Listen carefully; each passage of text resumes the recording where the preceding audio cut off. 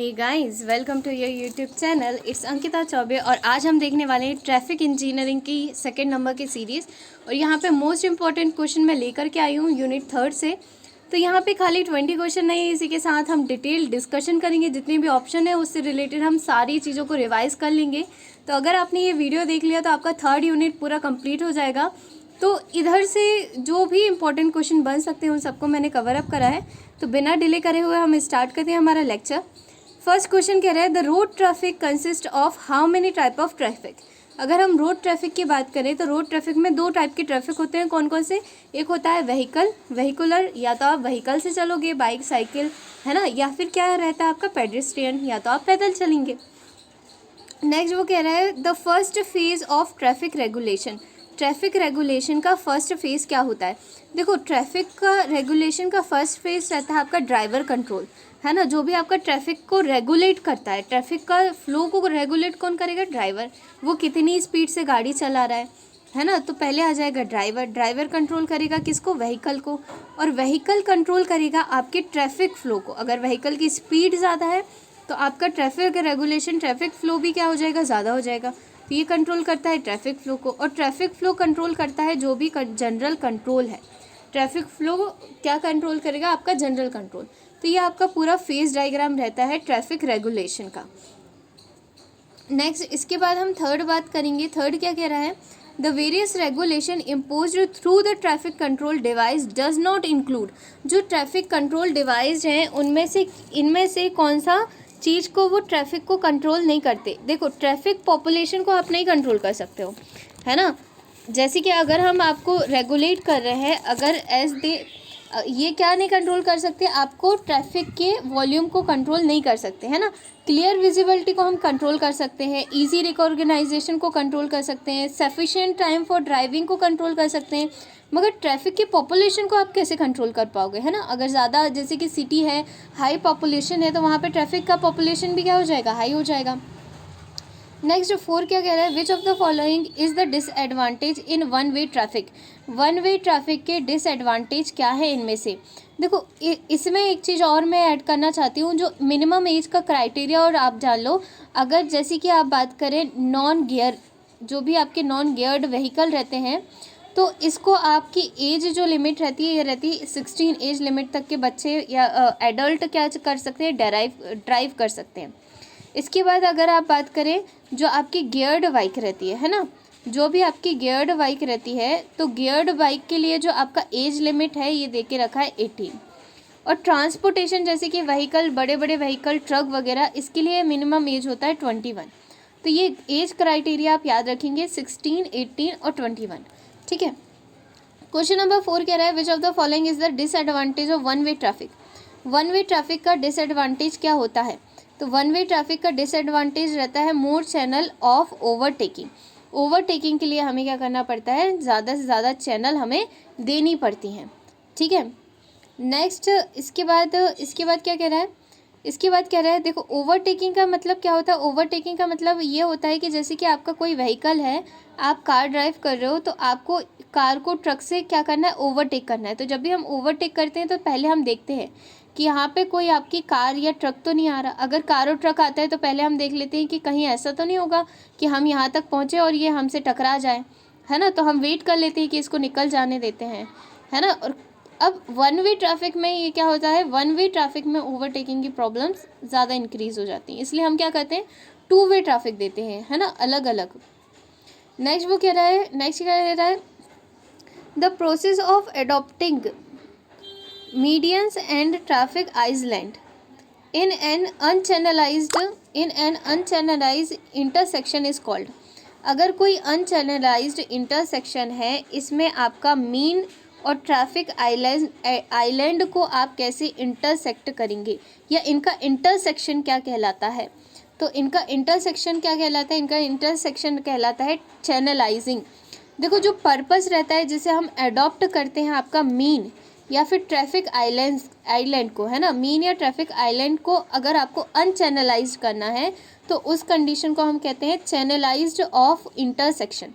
मतलब कि ये क्या कहना चाह रहा है कि जैसे कि आपकी मेन रोड है ना, मेन रोड है और यहाँ से बहुत सारा ट्रैफिक जा रहा है। अब आपके पास, आपको क्या करना है, आप चाहते हो कि यहाँ पे मैं कुछ ट्रैफिक का वॉल्यूम को कम कर सकूँ। तो ट्रैफिक के वॉल्यूम को कम करने के लिए देखो दो कंडीशन है। एक कंडीशन तो ये हो सकती है कि हम यहाँ पे क्या इंक्रीज़ कर दें, ब्रेथ इंक्रीज़ कर दें, तो ट्रैफिक को ईजिली हम क्या कर सकें, चैनलाइज करवा सकें, यहाँ से ट्रैफिक ईजिली चला जाए। मगर अगर आपके पास लिमिटेड जगह, अगर आप लिमिटेड जगह, अगर आप रोडवे में आप जगह को या इसको इंक्रीज़ नहीं करते, तो उस टाइम पे हम क्या करते हैं, उस टाइम पे इसको हम चैनलाइज कर देते हैं। चैनलाइज मतलब कि हम एक और रूट निकाल देते हैं, जो आपका कहलाता है ना शॉर्टकट्स, है ना, या फिर आपका जो आपके अलग अलग शॉर्टकट्स बना दिए जाते हैं कि भाई मेन ट्रैफिक यहाँ से जाएगा और किसी को जल्दी जाना है तो वो यहाँ से चला जाए, है ना। तो आपके ब्रिज वगैरह बनाते हैं, अलग अलग ब्रिजेस दे देते हैं इसके लिए, और इसको चैनलाइज कर देते हैं, किसी अलग डायरेक्शन में डाइवर्ट कर देते हैं अगर यहाँ पे ट्रैफिक का फ्लो बहुत ज़्यादा हो रहा है। तो यही कहलाता है आपका चैनलाइजेशन, है ना। और यही सारी प्रोसेस को हम क्या कहते हैं, ट्रैफिक आइसलैंड, है ना, ट्रैफिक आइलैंड कहा जाता है। नेक्स्ट इसके बाद क्या कह रहा है, क्वेश्चन नंबर 6 में कह रहा है stopping sign is having. Stopping sign जो आप देखते हैं ये कैसा साइन रहता है, ऑक्टागोनल। देखो अलग अलग शेप इसलिए रखे जाते हैं, अलग अलग शेप रखने का कारण रीज़न ये है कि जिसमें आप इजीली आइडेंटिफाई कर सको। यहाँ पे लिखा रहता है स्टॉप, है ना। तो ये आपका किसका साइन है, स्टॉप साइन है, ऑक्टागोनल का रहता है। और इसका बैकग्राउंड जो रहता है ये रेड कलर का इसका बैकग्राउंड जो रहता है ये रेड कलर का रहता है, और वाइट कलर की आपकी ऐसी बॉर्डर बनी रहती है, रेड बैकग्राउंड में वाइट ऐसी बॉर्डर बनी रहती है, ठीक है। तो ये आपका स्टॉप का साइन हो गया।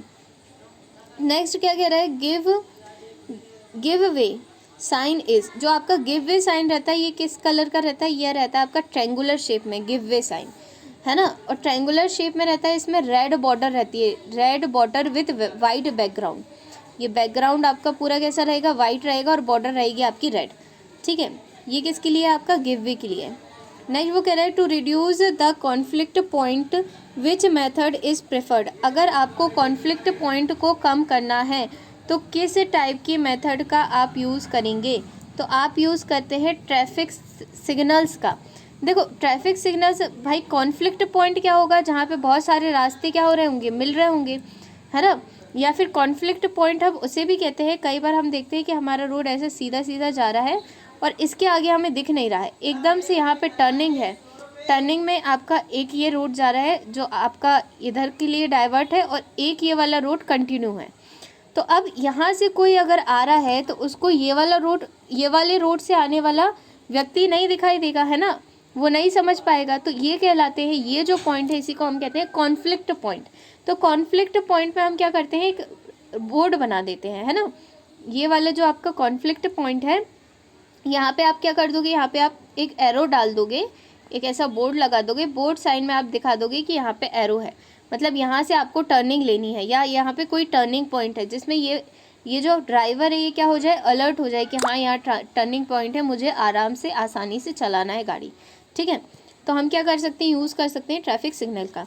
नेक्स्ट वो क्या कह रहा है, नेक्स्ट कह रहा है the traffic signals that are installed for pedestrian are called. जो पेडेस्ट्रियन के लिए जो ट्रैफिक सिग्नल आप यूज़ करते हैं या इंस्टॉल करते हैं, इसको हम क्या कहते हैं, तो इसको आप क्या कहते हैं, इसको आप कहते हैं, आप इसको क्या कहते हैं, इसको आप कहते हैं जो भी ट्रैफिक कंट्रोल है, इसको आप क्या कहते हैं, पेडेस्ट्रियन साइन। और ये कहाँ पे, या फिर ट्रैफिक कंट्रोल साइन भी, इसको ट्रैफिक कंट्रोल साइन कहा जाता है। तो ये हम क्यों यूज़ करते हैं, ये इसलिए यूज़ करा जाता है, अब जैसे कि वहाँ पे कोई इंसान नहीं है ना, ट्रैफिक को कंट्रोल करने वाला आपका ट्रैफिक इंस्पेक्टर नहीं है, तो उस टाइम पे आप क्या करोगे, उस टाइम पे आप वहाँ पे साइन लगा दोगे कि यहाँ से पेडेस्ट्रियन ट्रैफिक जाएगा। नेक्स्ट इसके बाद क्वेश्चन नंबर 10 क्या कह रहा है, क्वेश्चन नंबर 10 कह रहा है the clearance time for embedded is used. देखो एम्बेडेड का क्लियरेंस टाइम मतलब कि क्या होता है कि जब आप ट्रैफिक सिग्नल देखते हैं तो ट्रैफिक सिग्नल में क्या होता है कि अगर एक साइड रेड है ना, एक साइड रेड है, तो ये रेड है तो आप देख रहे हो कि हाँ रेड है, हम रुके हुए हैं, रेड वाले क्या हुए, रुके हुए हैं। इसके बाद आप देखते हो कि येलो साइन क्या होता है, और ग्रीन साइन काय के लिए होता है। देखो जो आप बात करें, अगर हम ग्रीन साइन की बात करें तो ग्रीन साइन और येलो साइन, ये जो आपका ग्रीन साइन है और येलो साइन है, इन दोनों को मिला करके जो आपका कलर बनता है या जो आपका साइन बनता है वो रहता है आपका रेड, है ना। किस किस को, ग्रीन और अगर आप रेड को मिक्स कर दो तो वो वाला साइन क्या होता है, आपका ट्रैफिक साइन रहता है। अब ये जो येलो वाला है, येलो वाले का यूज़ कहाँ पे करा जाता है, इसको देख लेते हैं। तो येलो साइन का यूज़ इसलिए करते हैं कि जैसे कि कई बार क्या होता है कि जैसे ही साइन चेंज होते हैं तो साइन चेंज होने के बाद आपका तुरंत ट्रैफिक नहीं रुक जाता, उस ट्रैफिक को रुकने के लिए कुछ टाइम की ज़रूरत होती है। तो वो जो टाइम की ज़रूरत होती है ना, कुछ 1-2 सेकेंड का जो लैगिंग होती है, वो लैगिंग आपका शो करता है आपका येलो टाइम। जो आपकी टाइम की लैगिंग होती है ना, जैसे हम भी क्या हुआ, हमने जैसे देखा कि हाँ साइन हो गया, अब हमें जाना है। तो मान लो कि मैं यहाँ पे खड़ी हूँ, यहाँ पे मैं खड़ी हूँ और मैं यहाँ से एग्ज़िट कर गई, एग्ज़िट करके और मैं यहाँ से टर्न ले रही हूँ या फिर मैं यहाँ से चेंज कर रही हूँ मेरा पाथ, और एकदम से आपका साइन क्या हो गया, चेंज हो गया, है ना, एकदम से स्टॉप का साइन आ गया। तो अब ये कंडीशन मेरी ऐसी है जहाँ पे मैं स्टॉप नहीं हो सकती, मुझे क्या होना पड़ेगा, मुझे जाना ही जाना पड़ेगा। तो ये जो आपका ये जो लैगिंग कहलाती है, इसी को हम कहते हैं लैगिंग टाइम। तो ये जो लैगिंग रहती है ये आपकी ग्रीन साइन से क्या होती है, शो होती है। तो इसका टाइम रहता है जनरली 2 to 4 सेकेंड। तो 2 to 4 सेकेंड क्या रहता है, तो 2 to 4 सेकेंड मतलब 3 सेकेंड आप यहाँ पे कंसिडर कर सकते हो, है ना। 3 second is appropriate answer for this. Next वो कह रहा है there is a traffic flow of 250 vehicle on a road A. अगर रोड ए का आपका ट्रैफिक फ्लो बता रहा है, ट्रैफिक फ्लो को एन से डिनोट करोगे तो एन ए लिख लेते हैं, एन ए कह रहा है 250 है। नेक्स्ट वो कह रहा है and 200 vehicle on road B, मतलब कि ट्रैफिक फ्लो बी पे कितना है आपका 200 है। तो ये एन ए हो गया, एन बी हो गया। इसके बाद वो कह रहा है green sign on A is 15 second, मतलब कि जी ए दे दिया उसने, जी ए कितना है आपका 15 सेकेंड है। ना वो कह रहा है green sign for time B, green sign for time B क्या होगा, जो आपका ग्रीन साइन रहेगा बी के लिए वो कितना रहेगा, है ना। ट्रैफिक फ्लो दे दिया और साइन दे दिया उसने, ठीक है। तो देखो इसका फॉर्मूला बहुत इजी है, इसका फॉर्मूला जो रहता है बहुत इजी रहता है। अगर दो को कंपेयर करना है, दो अलग अलग ट्रैफिक को कंपेयर करना है तो हम क्या करते हैं, जो भी आपका ग्रीन साइन है ए के लिए अपॉन ग्रीन साइन जो भी आपका टाइमिंग है ग्रीन साइन का बी के लिए, ये किसके इक्वल हो जाएगा, ये इक्वल हो जाएगा आपके ट्रैफिक फ्लो एट ए और ट्रैफिक फ्लो एट बी। अब यहाँ से आप क्या निकाल सकते हैं, यहाँ से आप निकाल सकते हैं जीवी की वैल्यू। तो जीवी की वैल्यू अगर आप निकालेंगे तो ये आ जाएगी आपकी 12 सेकेंड, है ना। तो इस तरीके से आप क्या कर सकते हैं, आपका कैलकुलेशन कर सकते हैं। 12 नहीं आएगा, अगर आप कैलकुलेट करोगे तो ये आ जाएगा 11 सेकेंड आएगा, है ना। जी ए की वैल्यू दी है 15, आपका एन ए है 250 अपॉन 200 इंटू क्या हो जाएगा आपका, इंटू आ जाएगा आप अपॉन 15 आ जाएगा। तो यहाँ से आप क्या निकाल लेंगे, आप जी बी की वैल्यू निकाल लेंगे। तो इसके बाद नेक्स्ट क्या कह रहा है, नेक्स्ट वो कह रहा है which of the traffic sign method is based on saturation flow. Saturation flow पे कौन सा वाला टाइम मेथड डिपेंड करता है। सैचुरेशन का क्या मतलब होता है, मैक्सिमम फ्लो या पीक फ्लो, है ना। तो ट्रैफिक फ्लो में जब बहुत ज़्यादा पीक पे पहुंच जाती है कोई चीज़ तो उसी को हम कहते हैं सैचुरेशन फ्लो, मतलब कि अब इससे ज़्यादा एक भी गाड़ी नहीं आ सकती। तो पीक फ्लो की अगर हम बात करें तो पीक फ्लो हम क्या लेते हैं, पीक टाइम पे लेते हैं। कुछ एक पीक टाइम पे हम ये सैचुरेशन फ्लो को क्या कर लेते हैं, कैलकुलेट कर लेते हैं। जैसे कि हमें पता है कि सुबह 10:30 बजे सबको ऑफिस जाना रहता है, तो 10:30 बजे हमारा जो 10:30 से 11-12 बजे तक हमारा ट्रैफिक क्या रहेगा, पीक पे रहेगा। इसके बाद हम शाम को बात करें तो शाम को 5-6 बजे सब लोग अपने घर से निकलते हैं, तो ये भी क्या रहता है, पीक टाइम रहता है। तो इस पीक टाइम पे जो आपका मैक्सिमम फ्लो रहता है उसी को हम कहते हैं सैचुरेशन फ्लो, है ना।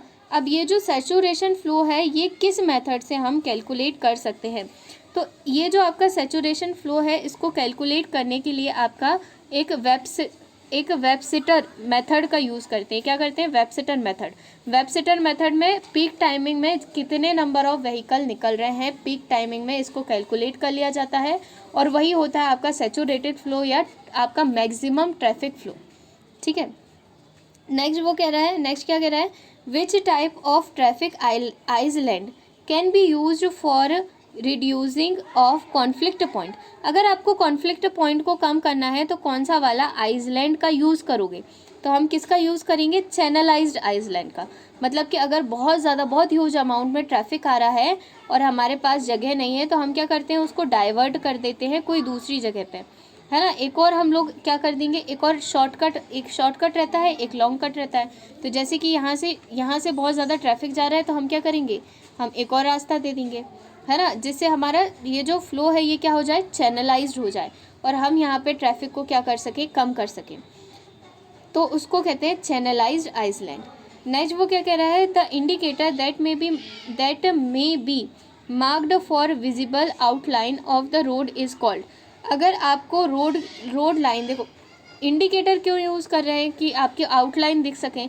क्या होता है कि जब हम रात में ड्राइविंग करते हैं तो हमें अगर इतनी ज़्यादा हर जगह आपकी स्ट्रीट लाइट नहीं लगी रहती है, और अपने इंडिया की कंडीशन आपको पता है कि कहाँ पे स्ट्रीट लाइट रहती है, कहाँ पे नहीं रहती है।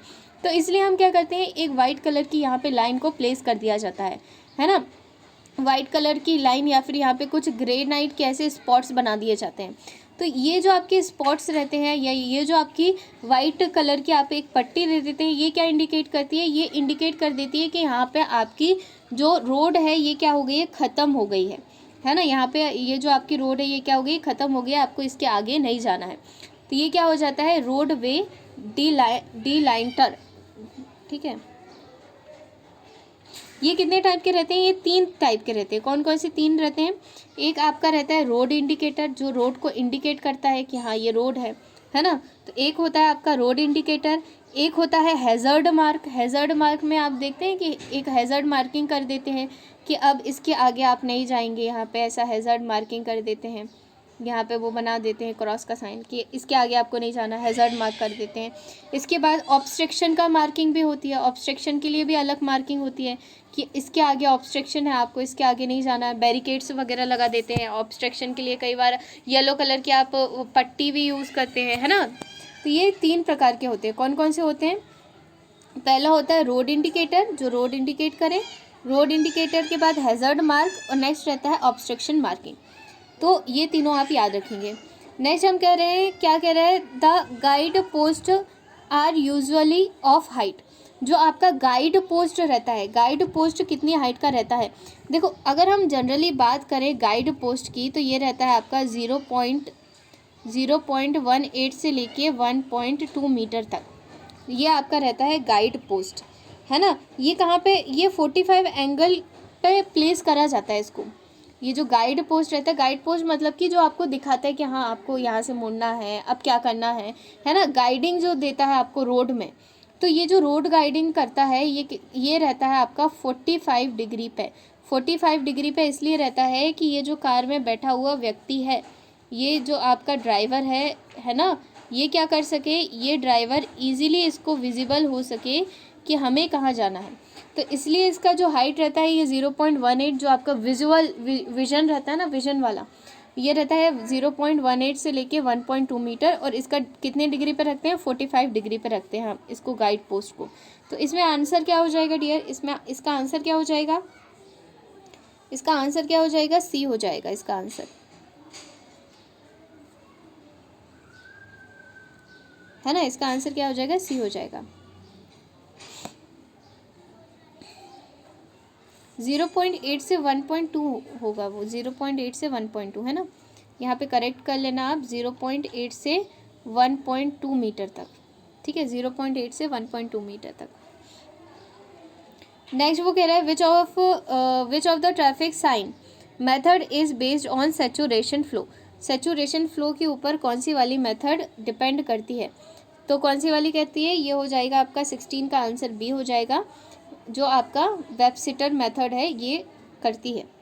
बहुत इंपॉर्टेंट है आपकी वेबसिटर मेथड, है ना, इसलिए मैंने उसको बार बार बता रही हूँ मैं। नेक्स्ट वो कह रहा है if the embedded time of a signal, अगर कोई किसी सिग्नल का एम्बेडेड टाइम मतलब येलो लाइट का टाइम कितना है, 3 सेकेंड है, ग्रीन लाइट का टाइम 25 सेकेंड है, तो रेड लाइट का साइन का टाइम कितना होगा। तो हमेशा याद रखेंगे कि ऐसा कोई भी क्वेश्चन आए तो रेड साइन या रेड लाइट का टाइमिंग रहता है ग्रीन प्लस येलो या एम्बेडेड। तो यहाँ पे ये दे रहा है कितना, 25 प्लस आप क्या कर देंगे 3, तो ये आपका आंसर हो जाएगा 28। तो इनमें से वो किसी को भी अननोन कर सकता है, हो सकता है रेड को कर दे या ग्रीन को कर दे या येलो को कर दे। तो ये वाला आपको फॉर्मूला याद होना चाहिए, red light is equal to, जो रेड लाइट का टाइम रहता है वो ग्रीन प्लस येलो, और अगर वो कभी भी पूछे लैगिंग टाइम क्या होगा, अगर यही सेम क्वेश्चन दे दे और कहे कि आप फाइंड आउट करो लैगिंग टाइम, तो लैगिंग टाइम कितना हो जाएगा, 3 सेकेंड का लैग टाइम रहता है आपका, है ना, जो लैग कर जाता है। उसके बाद क्या कह रहा है, उसके बाद नेक्स्ट वो कह रहा है on one of the disadvantage of the traffic sign is, traffic sign का आपको एक डिसएडवांटेज बताना है। तो ट्रैफिक साइन का डिसएडवांटेज क्या है, इंक्रीज द, रुको रुको एक सेकेंड, वन सेकेंड, क्या कह रहा है, वो कह रहा है one of the disadvantage of traffic sign, traffic sign का आपको एक डिसएडवांटेज बताना है।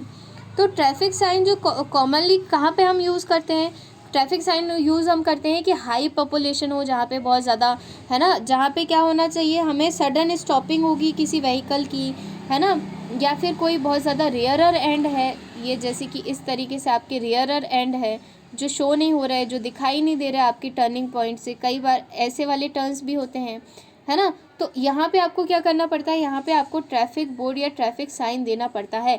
तो इसका आपको एक डिसएडवांटेज बताना है। तो इसका एक डिसएडवांटेज क्या है, द रियरर एंड कोलिजन इंक्रीज, इससे क्या हो जाता है, जो आपका रियरर एंड कोलिजन बढ़ जाता है ना, ठीक है।